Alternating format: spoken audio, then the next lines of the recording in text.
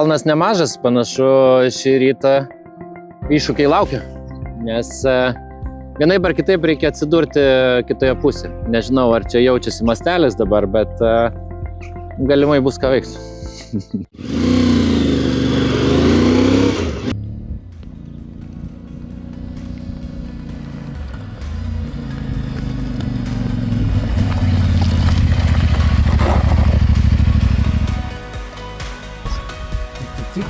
Another side, yeah?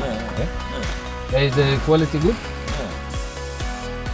Slėgio susireguliavimas keičiantis dangai yra svarbus dalykas.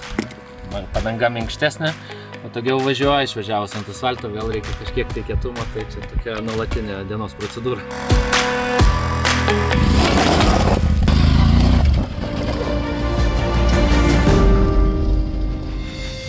Kaip ir įprastai gyvenime, tai reikia pradėti. Akmenų kiekis važiavimo nelengvina, tačiau šiuo atveju lengvų kelių neieško.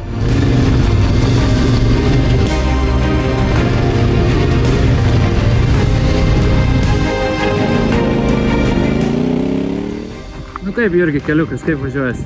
Super, siela džiaugiasi, vaizdai, nėra žodžių, tiesiog fantastika.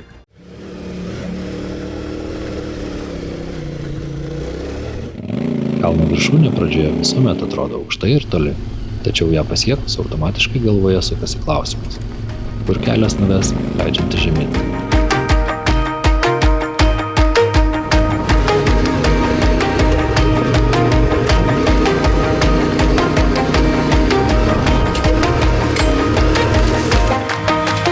Ir štai kiek netikėtai, kelis kilometrus maršrutas veda netgi paplūdimį. Pasirodo, keliaujant Graikijoje ir taip gali nutikti. Aišku viena, prasidėjo lygumus. Aukštai į kalnus kol kas kilti nebeteks.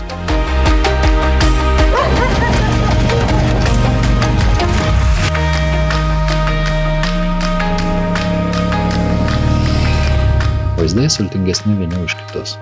Jau alsuoja Graikijos etapo pabaiga.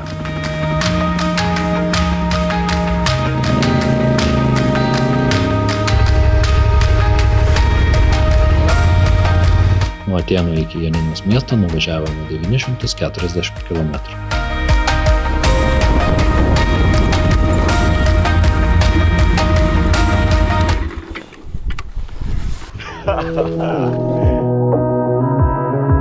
Taigi Graikijos etapas įveiktas. Tačiau tai tik įžanga ilgame Europos vertikalė bekelė projekte. Albanijoje jau ranka pasiekiama, vos už 50 km. O ten bekelė rašys naujas taisyklės. Iki susitikimo kitoje sienos pusėje.